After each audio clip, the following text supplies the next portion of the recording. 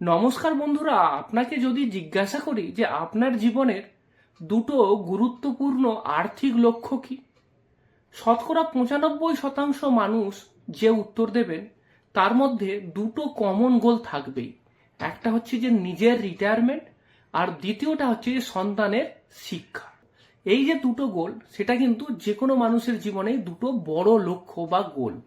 আর এই বড় লক্ষ্যকে অ্যাচিভ করার জন্যই কিন্তু সেবি তৈরি করেছে মিউচুয়াল ফান্ডের একটা বিশেষ ক্যাটাগরি, আর এর নাম হচ্ছে সলিউশন ওরিয়েন্টেড ফান্ড।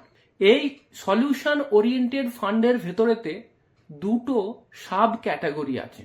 একটাকে বলা হয় চিলড্রেন্স ফান্ড, আর একটাকে বলা হচ্ছে রিটায়ারমেন্ট ফান্ড।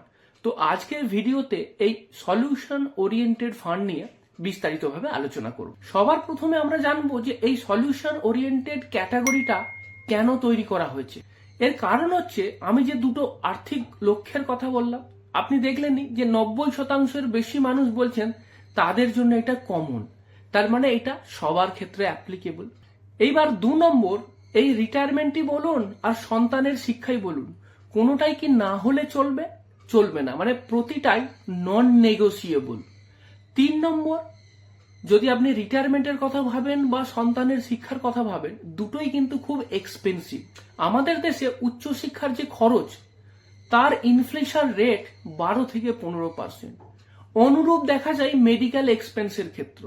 এইবার ভাবুন যে আপনার সন্তানের শিক্ষার জন্য খরচ কি হারে বাড়ছে। ঠিক তেমনি ভাবে আপনি যখন রিটায়ারমেন্ট নেবেন, তখন কিন্তু আপনার মেডিকেল কস্টটাও কিন্তু বিরাট বেশি হবে, কারণ বয়সকালেতে রোগ ব্যাধি এগুলো বেশি হয়, সেটা একটা কারণ। আর একটা জিনিস আপনাকে মনে রাখতে হবে যে এই চাইল্ড এডুকেশনই হোক আর আপনার রিটায়ারমেন্ট প্ল্যানিংই হোক, আপনি যেখানে ইনভেস্ট করছেন না, সেই ইনভেস্টমেন্টের রিটার্ন যেন ইনফ্লেশনকে বিট করতে পারে, এটা কিন্তু খুব ইম্পর্টেন্ট। আর একটা জিনিসও ইম্পর্টেন্ট, সেটা হচ্ছে যে এক্ষেত্রে কিন্তু ডিসিপ্লিন দরকার। আপনাকে ডিসিপ্লিন ওয়েতে ইনভেস্ট করতে হবে, কারণ লক্ষ্যগুলো তো অনেক দূরে। তো সেই লক্ষ্যের জন্য যখন আপনি ইনভেস্ট করবেন, অনেক ক্ষেত্রেই হতে পারে যে আপনি ডিসিপ্লিন হতে পারলেন না, তাহলে কিন্তু এই বিরাট কর্পাস তৈরি করা সম্ভব হবে না। তো সবার প্রথমে আসি চিলড্রেন্স ফান্ডের কথায়। দেখুন, চিলড্রেন্স ফান্ডের যে উদ্দেশ্য, সেই উদ্দেশ্যটা কি, যে চাইল্ডের এডুকেশন আর ম্যারেজের জন্য যে বিরাট অঙ্কের টাকা খরচা হয়, তার সংস্থান এখন থেকে তৈরি করে। এইখানেতে আপনাকে মিনিমাম 5 বছর ইনভেস্ট করতে হবে, অথবা আপনি যে চাইল্ডের নামে ইনভেস্ট করছেন তার বয়স 18 বছর হতে হবে। এই দুটোর মধ্যে যেটা আগে হবে ততদিন পর্যন্ত আপনাকে কিন্তু ইনভেস্ট করে রাখতে হবে। তা আপনি বুঝতেই পারছেন যে লং টার্মেতে এখানে আপনাকে ইনভেস্ট করতে হবে। আপনার টাকাটা কিন্তু লক ইন হয়ে থাকবে, আপনি চাইলে সেখান থেকে টাকাটা তুলতে পারবেন না। এটা লাভই হবে আসলে আপনার জন্য। ডিসিপ্লিন ওয়েতে ইনভেস্ট হলে, দীর্ঘদিন ধরে ইনভেস্ট হলে, তবেই না আপনার লাভ হবে। এইবার আসি এই চিলড্রেন্স ফান্ডের স্ট্রাকচারেতে। দেখুন, চিলড্রেন্স ফান্ড মোটামুটি দুটো ধরনের হতে পারে যদি আপনি এর গঠনগত দিক দেখেন। একটা হচ্ছে ইকুইটি ওরিয়েন্টেড চিলড্রেন ফান্ড। এইবার এই ইকুইটি ওরিয়েন্টেড ফান্ডে কি হয়, যে আপনার যে ইনভেস্টমেন্ট বা টাকাটা যেখানে ইনভেস্ট হচ্ছে মিউচুয়াল ফান্ডের থ্রু দিয়ে, তার ম্যাক্সিমামটা বা বেশিরভাগটাই ইকুইটি প্রোডাক্ট বা শেয়ার মার্কেট, স্টক মার্কেট, এই জায়গাতে ইনভেস্ট হবে, আর কিছুটা ডেট প্রোডাক্টেতেও ইনভেস্ট হবে। কিন্তু ইকুইটির পরিমাণটা বেশি, এখানেতে মিনিমাম ধরুন আপনার 65% ইকুইটিতে থাকবে। এক্ষেত্রে সুবিধে রাখি যে এখান থেকে বেশি রিটার্ন পাওয়ার সম্ভাবনা থাকছে, যেহেতু এটা equity oriented fund, long term growth দিতে পারবে।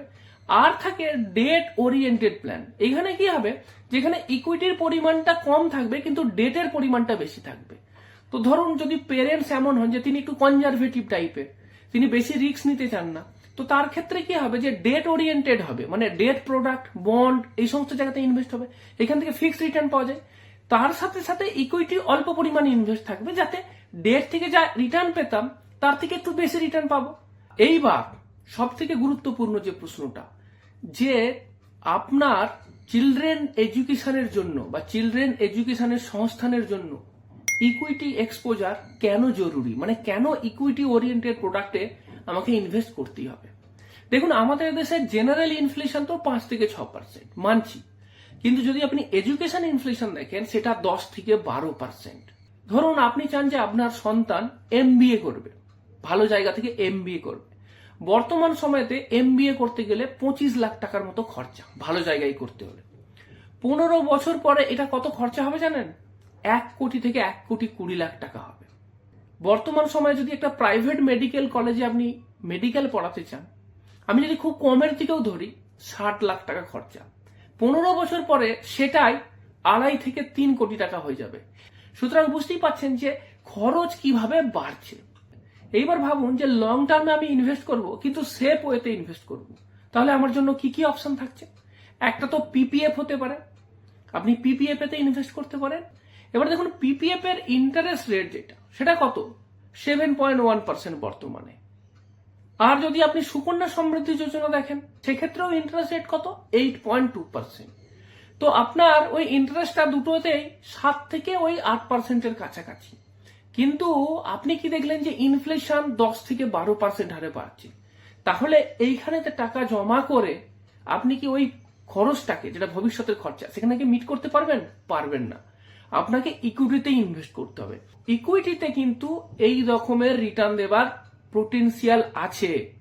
আপনি যদি ইকুইটি ওরিয়েন্টেড যে চিলড্রেন ফান্ড সেখানে ইনভেস্ট করেন, 10 থেকে 14% সিএজিআর হারে সেখানে রিটার্ন দেওয়ার সম্ভাবনা। সুতরাং এই কারণের জন্য ইকুইটি ওরিয়েন্টেড প্রোডাক্টকে আমরা সম্পূর্ণ নেগলেক্ট করতে পারবো না, বিশেষ করে চিলড্রেন এডুকেশনের জন্য। এইবার যদি আপনি আমায় প্রশ্ন করেন যে চিলড্রেন এডুকেশনের জন্য এই ধরনের মিউচুয়াল ফান্ড আছে, দু একটা উদাহরণ দিতে পারেন, আপনাকে আমি অবশ্যই উদাহরণ হিসেবে বলতে পারি। SBI Magnum children benefit fund investment plan, এইটা নেবেন কারণ এটা ইকুইটি ওরিয়েন্টেড, এখানে তার রিটার্ন বেশি পাওয়ার সম্ভাবনা আছে। এরপরে আসছি HDFC children's gift fund, ICICI Prudential children's fund, Aditya Birla Sun Life Bal Bhavishya Yojana, এইগুলো কিন্তু সবই আপনার ওই চিলড্রেন্স ফান্ড। এগুলো কিন্তু সবই মার্কেট লিঙ্কড, মানে মিউচুয়াল ফান্ডের মতোই। তবে এগুলো ম্যাক্সিমাম ক্ষেত্রেই হয় কি হাইব্রিড ক্যাটাগরির মিউচুয়াল ফান্ড হয়, যেখানে ইকুইটিতেও ইনভেস্ট হবে, ডেট প্রোডাক্টেতেও ইনভেস্ট হবে। এইবার যদি আমি রিটায়ারমেন্ট প্ল্যানের কথা ভাবি, রিটায়ারমেন্ট প্ল্যানের ক্ষেত্রেও কিন্তু আমার একটা বড় টাকার দরকার। এক্ষেত্রেও সেই কারণের জন্যই প্রোডাক্টগুলোকে এইভাবেই বানানো হয়েছে যে এখানে ম্যান্ডেটরি লক ইন আপনার 5 বছর রাখতেই হবে।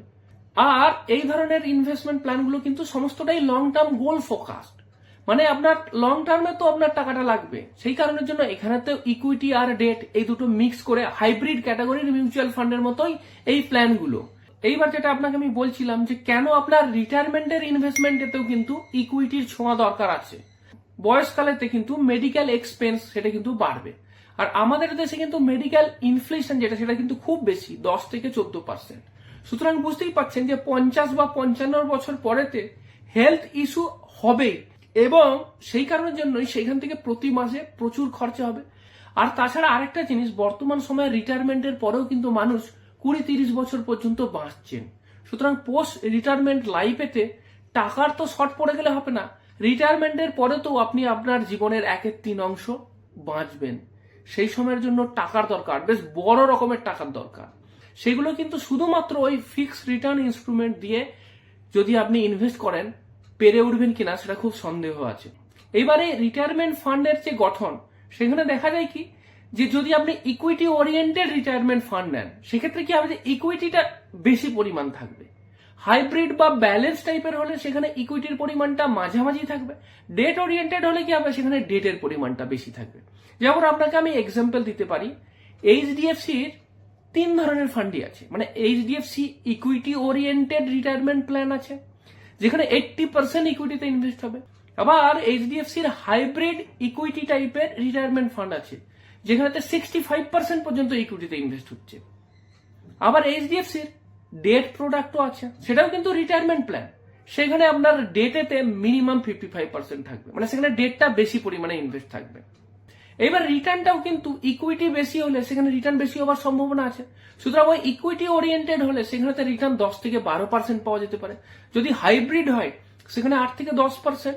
আর যদি আপনি ডেট ওরিয়েন্টেড খোঁজেন, সেখানে রিস্কটা কম, সেখানে রিটার্নটাও কমে যাবে, হয়তো 6 থেকে 8% সেখানে আপনি রিটার্ন পেতে পারবেন।